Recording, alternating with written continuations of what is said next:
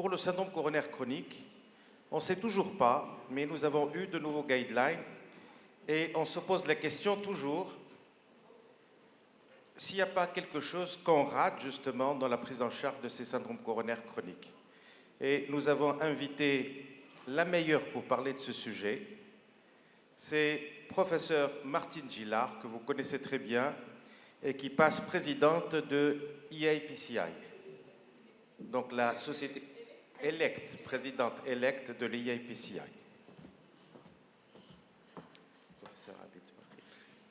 Merci beaucoup pour cette très agréable introduction, présentation. C'est toujours un plaisir pour moi d'être parmi vous.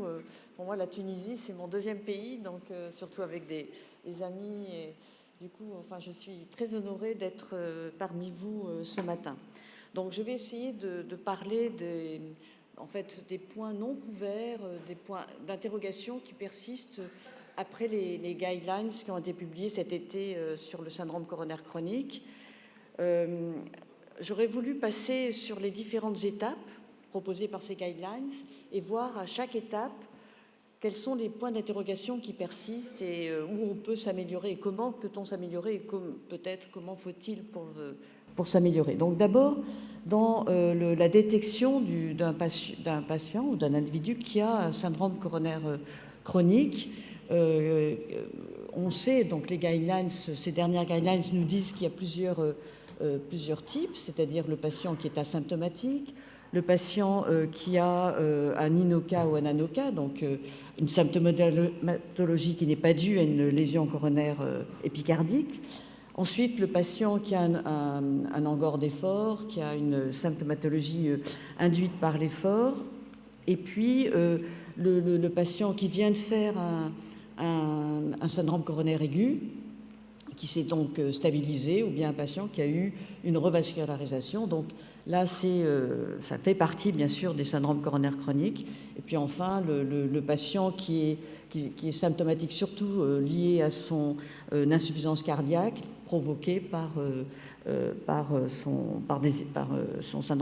des lésions coronaires. Donc ça, ce sont les différents tableaux cliniques. Mais ce que l'on ne sait pas, c'est s'il faut que l'on cherche, que l'on dépiste de façon systématique dans la population générale des patients qui auraient des lésions coronaires. Est-ce que ça a un intérêt? Alors, un peu comme on fait par exemple pour le cancer, donc des dépistages systématiques, est-ce qu'il ne faudrait pas voir dans la population générale, faire un dépistage systématique de la maladie coronaire en sachant le lourd impact qu'elle risque d'avoir sur la mortalité de la population? Eh bien, il y a eu une étude qui a été publiée chez les Danois. Vous voyez, toujours pareil, hein, ils ont de très gros registres, donc ils ont énormément de données, des big data, comme on dit. Et donc, sur ces 46 000 Danois, ils ont pris une partie de la population qu'ils n'ont pas screenée de façon systématique, puis d'autres pour lesquels ils faisaient un screening systématique. Eh bien, ils se sont aperçus qu'on pouvait avoir un gain sur la mortalité, mais également sur la qualité de vie. Et ceci, bien sûr, a un coût qui ne semble pas comme ça si excessif. Donc, c'est une question ouverte. Est-ce qu'il faut faire cette recherche dans toute la population? Ou bien est-ce qu'il faut rechercher plutôt screener les patients asymptomatiques, mais à ce moment-là, lesquels? C'est-à-dire cibler plutôt, au lieu de prendre l'ensemble de la population, prendre une population spécifique, comme par exemple des patients qui ont un diabète depuis longtemps, qui ne ressentent pas, qui ne décrivent pas de symptômes coronaires. Et pourtant, est-ce qu'il ne faut pas aller les chercher? Parce qu'on sait que la probabilité qu'ils aient une maladie coronaire, même s'ils sont asymptomatiques, est importante. Et donc, ces données-là, pour le moment, en tout cas, on ne les a pas. Et donc, je pense que c'est un des premiers problèmes, ces dépistages systématiques. Ensuite, quand on regarde maintenant ces nouvelles recommandations, nous proposent, comme toujours, ce qui est toujours très bien, une approche étape par étape. Donc, comment peut-on Où peut-on intervenir? Alors, juste pour un rappel, au départ, ils disent qu'on fait une évaluation, bien sûr, comme on le fait tous, c'est-à-dire une évaluation clinique par l'interrogatoire, par des examens simples. Et puis, ça nous permet, bien sûr, d'éliminer ce qui n'est pas lié qui n'est pas un syndrome coronaire chronique, ou bien ce n'est pas un syndrome coronaire chronique dans le sens où le patient est déstabilisé et qu'il faut, bien sûr, l'emmener aux urgences. Et puis, ils ont introduit cette année un score, comme toujours. Hein, il y a beaucoup de scores qui sont publiés dans les guidelines, il y a peu de scores qui sont utilisés en pratique, mais enfin, toujours est-il, on essaie toujours d'essayer de faciliter la vie de notre vie quand on est devant nos patients. Et donc, ils ont créé un nouveau score qui est basé, qui doit être le plus simple possible pour qu'il soit le plus pratique possible, et comme vous le savez, qui est basé d'abord sur les symptômes, c'est-à-dire qu'on va analyser les symptômes du patient, on va analyser sa douleur, on va déterminer s'il est dyspnéique ou pas, et en fonction de la douleur, on va lui donner un score entre 1 et 3, en fonction de la caractéristique de sa dyspnée, on va lui donner un score entre 1 et 2. Et puis, on va aussi intégrer là-dedans les facteurs de risque du patient. Selon le nombre de facteurs de risque qu'il a, on va augmenter le score. Et du coup, on arrive à ce score général qui dit, pour essayer de déterminer quelle est la probabilité pour qu'un patient que l'on a en consultation, donc on l'interroge, on voit ses symptômes, on voit ses facteurs de risque, quelle est la probabilité pour qu'il ait des lésions coronaires. Et donc, on voit que cette probabilité est très faible sur des patients qui ont des petits scores, et comme toujours, donc ce score semble être assez pratique et assez efficace. Et grâce à ce score, on va définir comment on va appliquer toutes nos techniques pour aller plus loin dans le diagnostic, de façon à éviter d'utiliser toute la batterie diagnostique, et Dieu sait qu'on en a, des éléments diagnostiques, à tous les patients que l'on rencontre. Donc, quand on a estimé avec ce score que les patients sont à très bas risque, eh bien, à ce moment-là, on ne fait rien, on suit simplement le patient, on ne lui propose pas d'examen comme le scan, parce qu'on sait très bien que dans cette population-là, les faux positifs sont importants. Donc, normalement, on recommande, et ça c'était valable dans les dernières recommandations, comme vous le savez, de ne pas investiguer plus avant un patient dont la probabilité de faire une maladie coronaire est faible. Et puis, on a les patients qui sont plus avancés, donc la probabilité est entre 5 et 15%, et là, dans ces recommandations, on a la place énorme du scanner pour essayer de détecter cette maladie coronaire. Et puis, on a ensuite modéré et high, donc là, on va utiliser tous nos tests fonctionnels localisateurs non invasifs, c'est-à-dire l'IRM, l'écho de stress, également encore le scan. Et enfin, bien sûr, quand le patient est à haut risque, on va aller directement au niveau de la coronarographie. Et puis, les éléments qui ont confirmé ce qui avait été dit lors des précédentes guidelines sur le syndrome coronaire chronique, l'électrocardiogramme d'effort n'a pas de rôle dans le diagnostic d'un patient.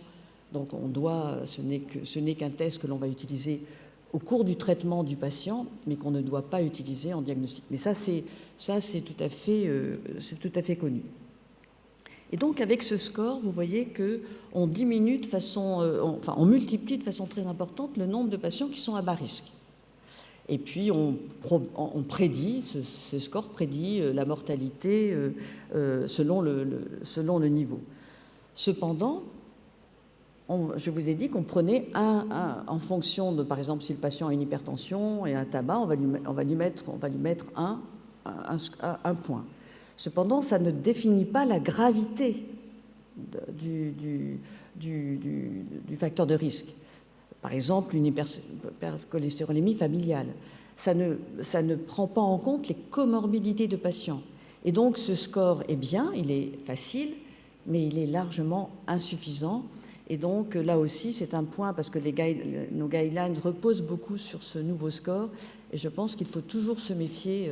Dieu sait, c'est pour ça que instinctivement, on ne les utilise pas beaucoup. Eh bien, il faut quand même se méfier de ce score de risque. Ensuite, est-ce qu'il serait important de rechercher, de diagnostiquer et les patients qui sont plus seulement à haut risque, mais les 5 à 15%. Vous avez vu, on peut faire le scan. Donc, quelle est l'efficacité de ce diagnostic à large échelle? On ne le sait pas. On n'a pas d'éléments. Donc, on voit que dans le diagnostic, on a encore des éléments, des progrès à faire. Et Dieu sait qu'on arrive à mieux catégoriser nos patients, mais ce n'est pas suffisant.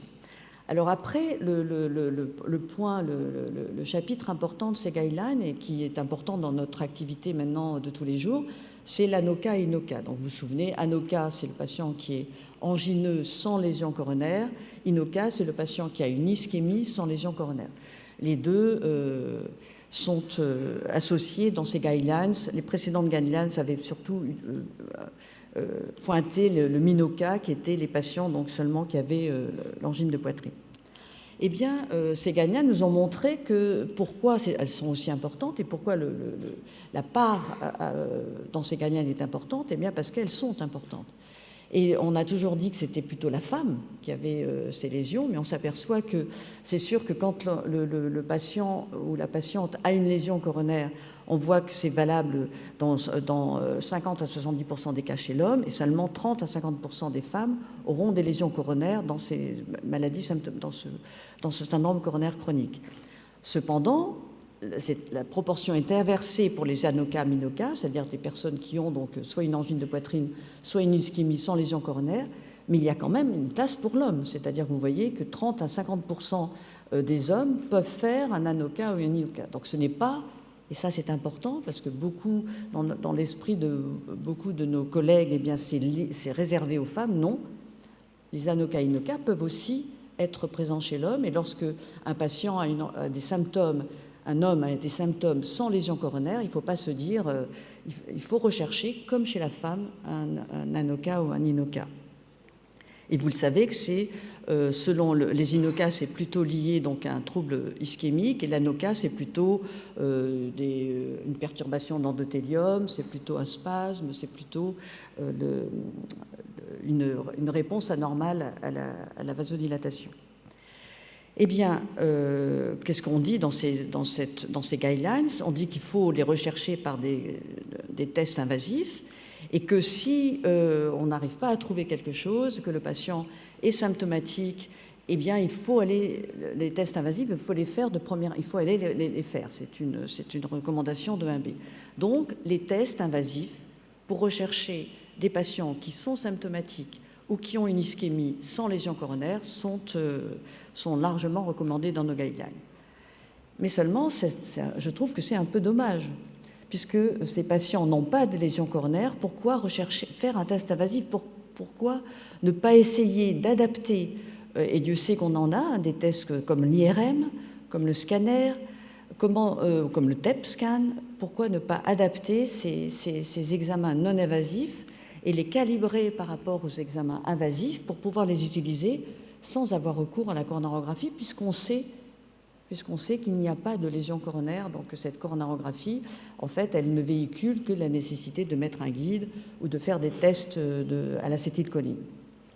Donc ça, c'est un élément important, mais alors un des freins de ces tests non invasifs, c'est qu'ils doivent détecter ils doivent d'abord éliminer les lésions non coronaires, les lésions coronaires, et donc ça peut être, c'est un petit peu un cercle vicieux, mais il y a des travaux en cours pour essayer que l'on puisse maintenant diagnostiquer un INOCA ou un ANOCA sans être obligé de faire une coronarographie, sans être obligé d'éliminer les lésions coronaires.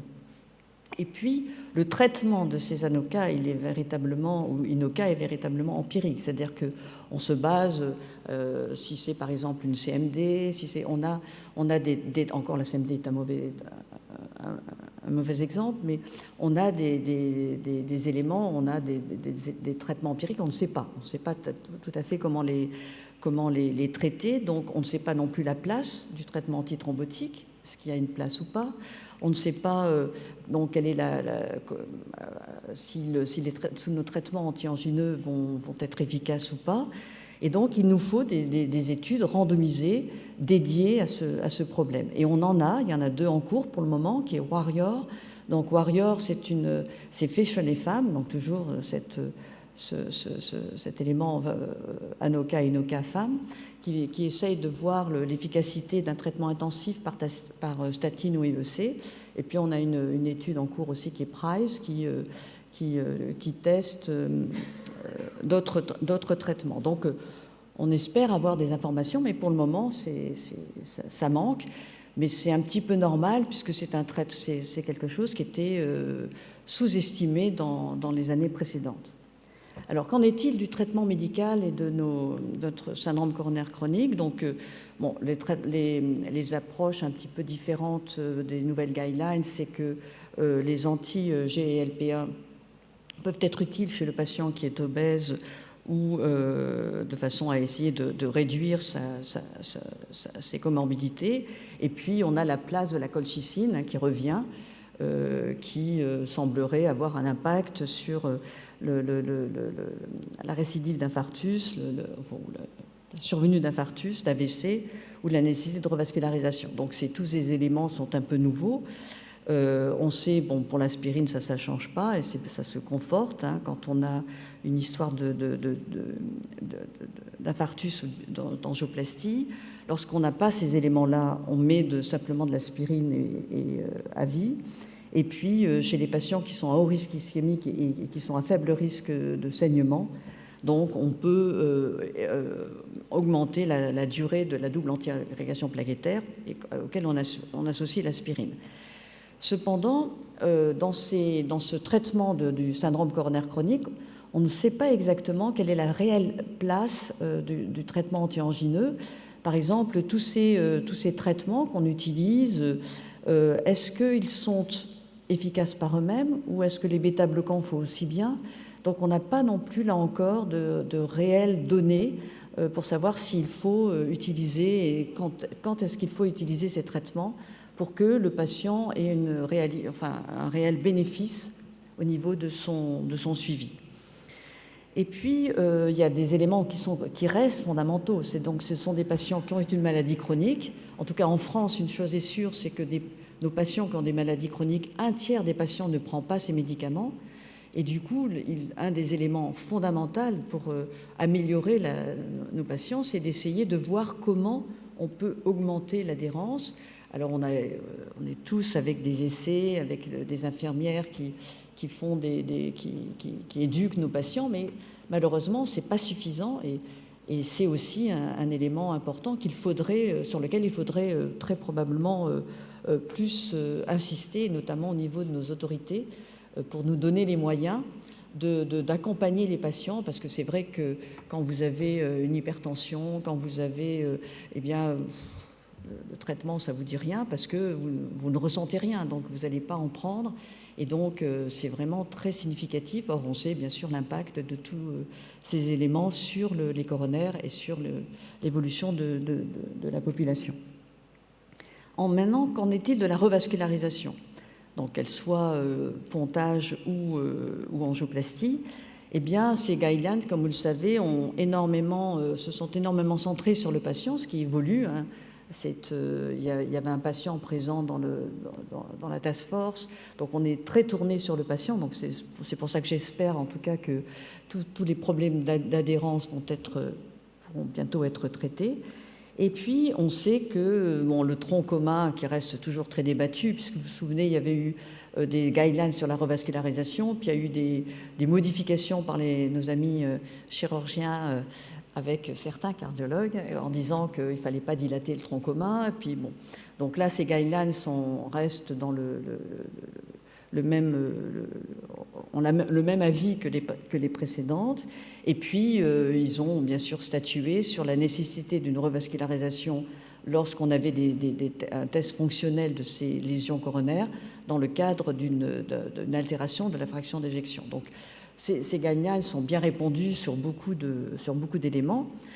Cependant, est-ce que cette revascularisation a un réel impact sur la mortalité? Donc, on sait qu'elle a un impact sur la symptomatologie, mais a-t-elle un impact sur la mortalité? Et ça reste toujours, comme vous le disiez tout à l'heure, ça reste toujours une importante question.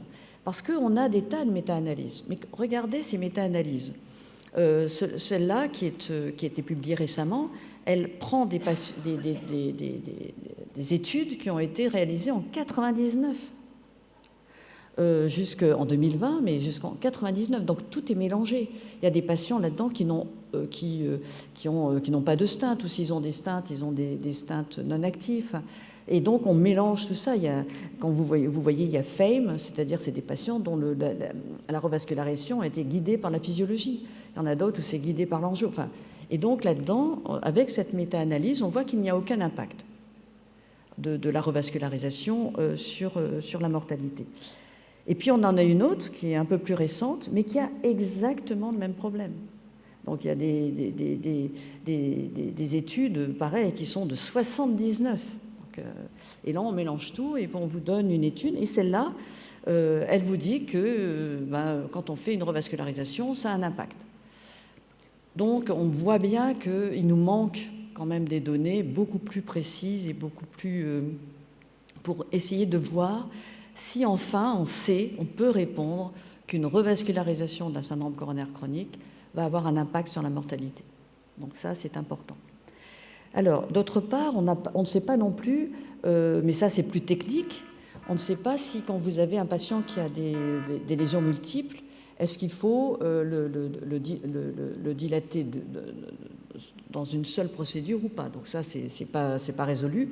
Ça n'est pas tout à fait non plus dans le SCA, mais ça n'est pas non plus dans le syndrome coronaire chronique, puisqu'il faut intervenir la fonction rénale, tous ces éléments-là, la gravité, l'efficacité. Donc ça, on ne sait pas. On ne sait pas non plus si, dans le syndrome coronaire chronique, j'entends bien, si la décision multidisciplinaire a ou non un impact. Est-ce que notre seul jugement n'est pas aussi bien qu'un jugement multidisciplinaire? Ce que je pense, moi, non, parce que je pense qu'il vaut mieux être plusieurs à décider, parce que chacun a des idées différentes, mais en tout cas, ça non plus, ce n'est pas défini, on ne sait pas la place de la HARTIM dans ce syndrome coronaire chronique. Donc mes messages sont les suivants. On voit que c'est quand même, pour moi, de bonnes guidelines, mais il reste des questions. Donc est-ce qu'il faut screener la population comme on le fait pour le cancer? Les Danois nous diraient oui. Donc la décision n'est pas prise, bien sûr. Qu'est-ce qu'on fait avec les patients qui sont à low risque, pas les très bas risques, hein, ceux-là, c'est pas la peine, mais à low risque? Est-ce qu'il faut rechercher pareil dans toute la population ou pas? Donc on voit que dans le syndrome des ANOCA, il en reste encore beaucoup de choses sur le diagnostic, sur le traitement, la place, donc, comme je le disais, des anti-angineux, et puis l'implication, enfin l'impact de la revascularisation sur la mortalité. Voilà. Écoutez, je vous remercie beaucoup pour votre attention. Merci beaucoup, professeur Gillard. Vous avez fait le tour de la question. Et effectivement, finalement, on se pose la question suivante. Est-ce que l'angioplastie coronaire est égale à l'optimal medical treatment en termes de outcome, ou elle est supérieure? Je pense que les guidelines, maintenant, après ischémia au long cours, ont répondu à la question. Finalement, nous avons une baisse de la mortalité et une baisse des accidents ischémiques chez les patients qui sont revascularisés par angioplastie. Donc, est-ce qu'il faut se défaire de l'ancien dogme de revasculariser le coronarien chronique n'a pas d'effet sur le long terme du patient coronarien? Je pense que ça, on n'a pas de réponse sûre.